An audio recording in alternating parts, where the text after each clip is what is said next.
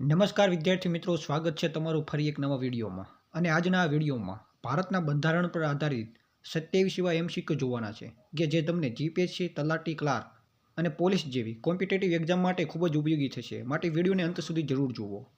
તો ચાલો શરૂ કરીએ વિડીયોને. પહેલો પ્રશ્ન, ભારતનું બંધારણ ક્યારે અમલમાં આવ્યું? તો મિત્રો, ભારતનું બંધારણ 26 જાન્યુઆરી 1950ના દિવસે અમલમાં આવ્યું હતું.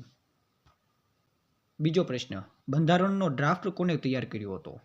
તો મિત્રો, બંધારણનો જે ડ્રાફ્ટ હોય છે તે ડૉક્ટર BR આંબેડકરે તૈયાર કર્યો હતો. ત્રીજો પ્રશ્ન, ભારતીય બંધારણમાં મૂળભૂત અધિકારો કેટલા છે? તો મિત્રો, ભારતના બંધારણમાં મૂળભૂત અધિકારો 6 છે. ચોથો પ્રશ્ન, ભારતને સાર્વભૌમ સમાજવાદી પંથનિરપેક્ષ લોકશાહી ગણરાજ્ય કઈ જગ્યાએ લખાયેલું છે?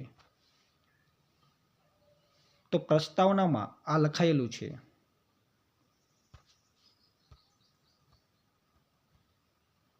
પાંચમો પ્રશ્ન, બંધારણ સભાના અધ્યક્ષ કોણ હતા? મિત્રો, બંધારણ સભાના અધ્યક્ષ ડૉક્ટર રાજેન્દ્ર પ્રસાદ હતા. છઠ્ઠો પ્રશ્ન, મૂળભૂત ફરજો કયા સુધારાથી ઉમેરવામાં આવી? તો મિત્રો, મૂળભૂત ફરજો જે 42માં સુધારાથી બંધારણમાં ઉમેરવામાં આવી હતી.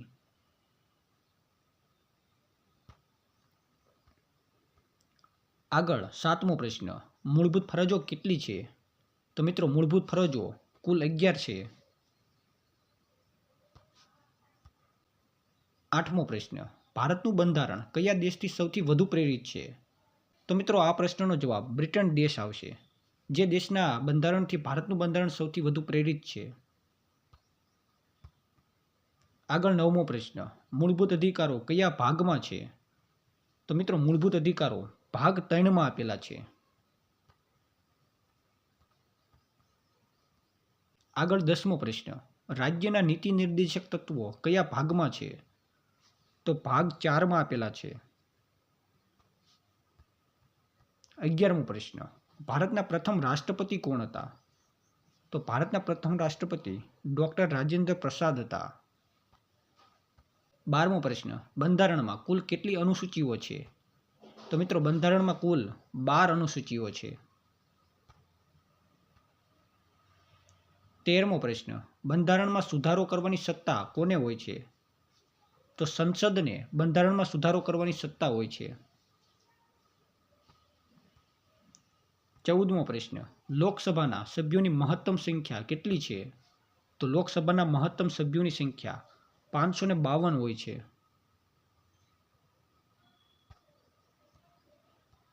આગળ 15મો પ્રશ્ન, રાજ્યસભા કાયમી સભા છે, તેનો અર્થ શું છે? તો તેનો અર્થ એવો થાય કે તે ક્યારેય વિઘટિત થતી નથી. 16મો પ્રશ્ન, સંવિધાનનું રક્ષણ કોણ કરે છે? સંવિધાન એટલે કે બંધારણનું રક્ષણ સુપ્રીમ કોર્ટ કરે છે. 17મો પ્રશ્ન, એક નાગરિક કેટલા વખત વડાપ્રધાન બની શકે? તો મિત્રો, આ પ્રશ્નનો જવાબ ઓપ્શન ડી એટલે કે કોઈ મર્યાદા નથી. એટલે આનો મતલબ એવો થાય છે કે એક વ્યક્તિ ગમે તેટલી વખત વડાપ્રધાન બની શકે છે. આગળ 18મો પ્રશ્ન, ભારતનું બંધારણ સૌથી લાંબુ લખાયેલ બંધારણ છે, સાચું કે ખોટું? તો આ વિધાન સાચું છે. 19મો પ્રશ્ન, મતદાનની ન્યૂનતમ વય કેટલી છે? એટલે કે મતદાન કરવા માટે ઓછામાં ઓછી કેટલી ઉંમર હોવી જોઈએ? તો મિત્રો, આ પ્રશ્નનો જવાબ ઓપ્શન સી 18 વર્ષ થશે. 20મો પ્રશ્ન, નાગરિકતા સંબંધિત જોગવાઈ કયા ભાગમાં છે? તો નાગરિકતા સંબંધિત જોગવાઈ ઓપ્શન બી ભાગ 2માં આપેલી છે. 21મો પ્રશ્ન, કેન્દ્ર અને રાજ્ય વચ્ચે સત્તા વિભાજન કઈ અનુસૂચિમાં છે? તો 7મી અનુસૂચિમાં આપેલું છે કેન્દ્ર અને રાજ્ય વચ્ચેનું સત્તા વિભાજન. 22મો પ્રશ્ન, ભારતીય બંધારણનું સ્ત્રોત નથી, તો નીચેનામાંથી એવો કયો દેશ છે જેમાંથી ભારતનું બંધારણ પ્રેરિત નથી? તો ચીન એવો દેશ છે કે જેના બંધારણથી ભારતનું બંધારણ પ્રેરિત થયું નથી. અને આ સિવાયના બ્રિટન, અમેરિકા અને આયર્લેન્ડ આ ત્રણેય દેશથી ભારતનું બંધારણ પ્રેરિત છે. આગળ 23મો પ્રશ્ન, ભારતનું શાસન સ્વરૂપ કયું છે? શાસન સ્વરૂપ લોકશાહી છે? 24મો પ્રશ્ન, ભારત સંઘ રાજ્ય છે, આ બાબત ક્યાં લખેલી છે? તો આ બાબત ભાગ 1માં લખેલી છે.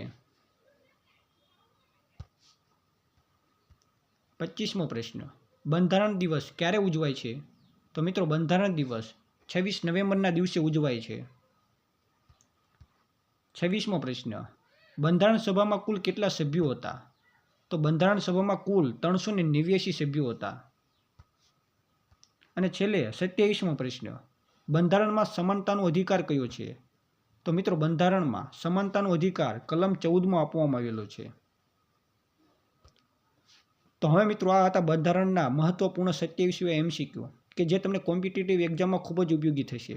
અને આવા જ વિડીયો જોવા માટે તમે અમારી આ ચેનલને સબસ્ક્રાઇબ કરવાનું ભૂલશો નહીં. અને સાથે જો આ વિડીયો તમને પસંદ આવ્યો હોય તો વિડીયોને લાઇક કરીને તમારા મિત્રો સાથે શેર પણ જરૂરથી કરી દેજો.